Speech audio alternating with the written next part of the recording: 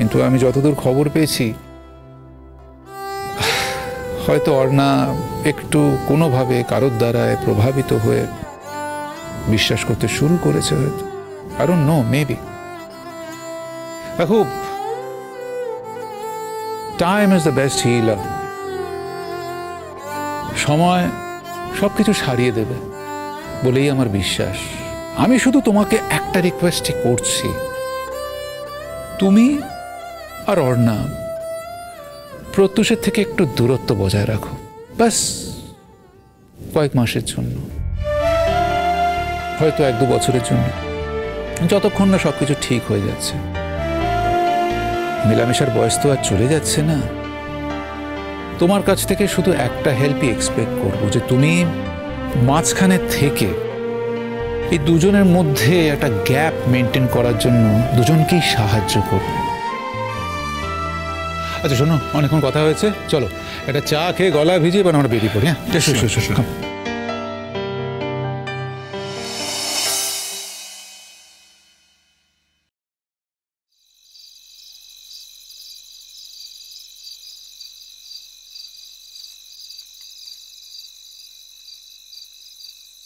বেটা,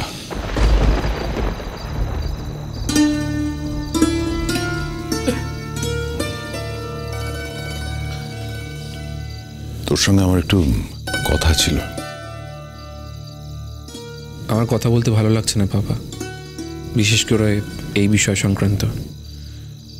অন্য কিছু বিষয়ে কথা বলতে হলে বলো। তুই এটা কেন করলি? কেন করলি টিঙ্কা? ছাড়ো না, এই বিষয় নিয়ে আলোচনা করার তো কোনো জায়গা নেই এখন। ভুল করছিস।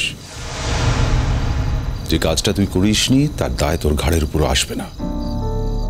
পাপ তো আমি করেছি, আমি অন্যায় করেছি, আমি দোষ করেছি। আমার ভুলের জন্য এই সংসারটা তছনছ হয়ে গেল। আমি যদি কিছু না করতাম আজকে এই কোনো ঘটনা ঘটতো না, কিচ্ছু হতো না। এভাবে নিজেকে কষ্ট দিও না পাপা। প্রত্যেকটা মানুষকেই তার ভুলের মাসুল দিতে হয়। তুমি যদি আদৌ কোনো অন্যায় করে থাকো তার মাসুল তোমায় দিতে হয়। আমিও নিশ্চয়ই কোনো অন্যায় করেছিলাম। যাকে ছাড়ো, আমি তো স্বীকার করে নিয়েছি আমি সংকল্পকে খুন করেছি। কথাগুলো বলার কোনো মানে হয় না। আমার সংশয় আছে। তুই তো আমার সন্তান, আমার ছেলে। হ্যাঁ, হয়তো তোকে আমি সারা জীবন ছোটবেলা থেকে অবহেলা করে এসেছি, উপেক্ষা করেছি। তোর দিকে আমি কোনো নজর দিতে পারিনি। সারা জীবন আমি ব্যস্ত ছিলাম তোর দাদার ক্যারিয়ার তৈরি করা নিয়ে। কিন্তু at the end of the day আমি তো তোর বাবা। তোর অন্তরটাকে তো আমি চিনি। তাই মুখে তুই যাই বলিস না কেন টিঙ্কা, তুই এই কাজটা করিসনি, এটা আমার বিশ্বাস। আমার বিশ্বাস এই কাজটা করা তোর পক্ষে সম্ভব না। শুধু আমি না, যারা তোকে চেনে তারা কেউই বিশ্বাস করবে না তুই এই কাজটা করতে পারিস।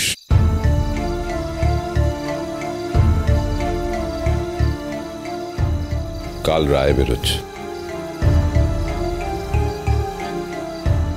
জানিস টিঙ্কা, আমি কখনো ঈশ্বরকে স্মরণ করিনি। ঈশ্বর আছে না নেই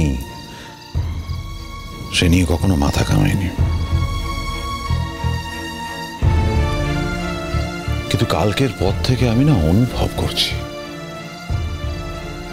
একটা সুপ্রিম পাওয়ার আছে।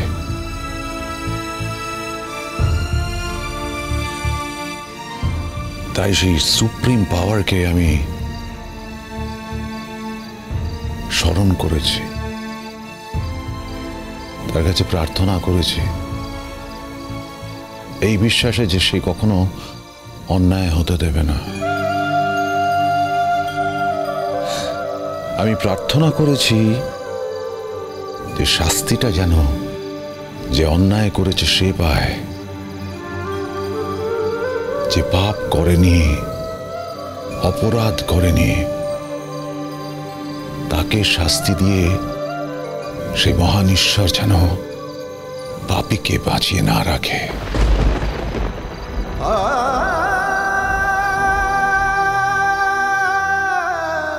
গত কয়েকদিন ধরে জানিস তো, তোর ছোট থেকে বড় হওয়ার নানান ঘটনা মনে পড়ে যাচ্ছে। And then I realized তোর বড় হওয়ার পিছনে আমার কোনো ভূমিকাই নেই, শুধু তোর স্কুল কলেজের খরচাটুকুনি দেওয়া যায়, বাকি সবটাই তোর মায়ের। তুই বড় হয়েছিস তোর মায়ের ছায়ায়, নিজেই নিজেকে তৈরি করেছিস।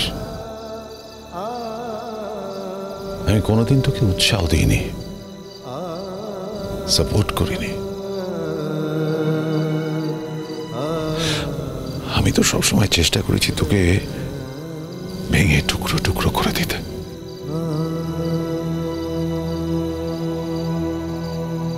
তোর গান বাজনা আমার পছন্দ ছিল না, তোর জীবনযাত্রা আমার পছন্দ ছিল না, তোর বন্ধু বান্ধব আমার পছন্দ ছিল না, কিচ্ছু না।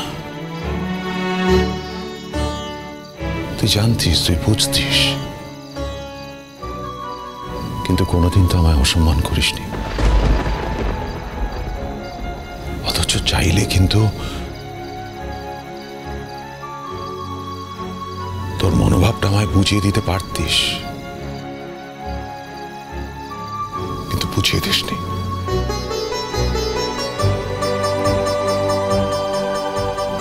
তোর মায়ের সঙ্গে আমি যখন যথেচ্ছাচার করেছি, অন্যায় করেছি, তুই বারবার রুখে দাঁড়িয়েছিস। এটা তোর মায়ের প্রতি অন্যায় করছি বলে, তার প্রতিবাদে। সেটা তুই তোর মাকে ভালোবাসিস বলে, তোর বাবাকে অসম্মান করিস বলে নয়। ছাড়ো না পাপা, আমি তো বারবার একই কথা বলছি, এই কথাগুলো শুনতে আমার ভালো লাগছে না। তাছাড়া আমার জীবনে তো এখন নতুন পর্ব শুরু হচ্ছে, আমি তার জন্য প্রস্তুতি নিচ্ছি। সেই প্রস্তুতিটা তোর বৃথা হবে, কারণ আমি বিশ্বাস করি ঈশ্বর কখনো অকরুণ হতে পারেন না। তিনি কখনো কোনো নিরপরাধকে শাস্তি দিয়ে অপরাধীকে বাঁচিয়ে রাখবেন না। কি ব্যাপার ডিঙ্কা?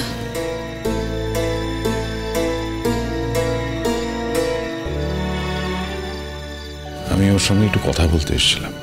ডিঙ্কা তোমার ছেলে, তুমি তার সাথে কথা বলতে আসতেই পারো, সে বিষয়ে আমার কিছু বলার নেই।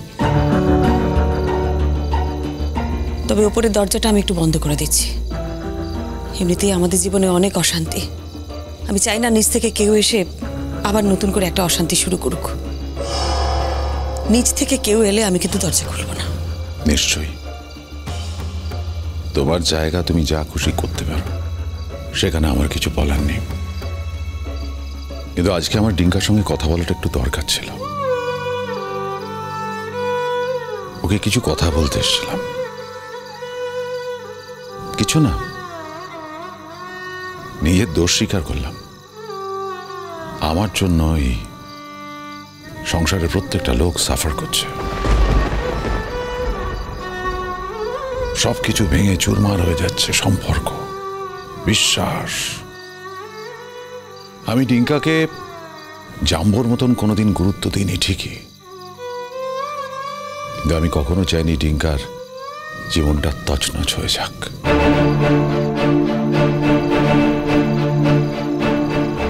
কখনো না। গতকাল অবধি না আমিও খুব অস্থির ছিলাম, রাতে তো ঘুমই আসছিল না। মাঝরাতের দিকে একটু তন্দ্রা মতন এসে গিয়েছিল। জানিস টিঙ্কা, আমি না হঠাৎ দেখলাম একটা আলোর মধ্যে দিয়ে আমি হেঁটে যাচ্ছি, আর তুই না আমার হাতটা শক্ত করে ধরে আছিস। টিঙ্কা, আমার কেন যেন মনে হচ্ছে তুই যাই বলে থাকিস না কেন, কোর্টে ওই রায়টা না তোর তরফেই যাবে, জানিস তো? কোনো অন্ধকার তোর জীবনে আসবে না। সেটা হতো না মা, বিচারের রায় কোনোদিনই আমার সপক্ষে যেত না, কারণ আমি তো সবার সামনে স্বীকারোক্তি করেছি যে খুনটা আমি করেছি। আর তোমার কি মনে হয় যদি আমি স্বীকারোক্তি না করতাম, যদি বিচারের রায় আমার সপক্ষে যেত, তাহলে এই চারিপাশের পৃথিবীটা আমার জন্য পাল্টে যেত। একই রকম তাচ্ছিল্য সহ্য করতে হতো না, একই রকম উপেক্ষা। এই তিলে তিলে মৃত্যু যন্ত্রণা আমার পক্ষে সহ্য করা সম্ভব নয় মা। তার থেকে অনেক ভালো একদিনের মৃত্যু।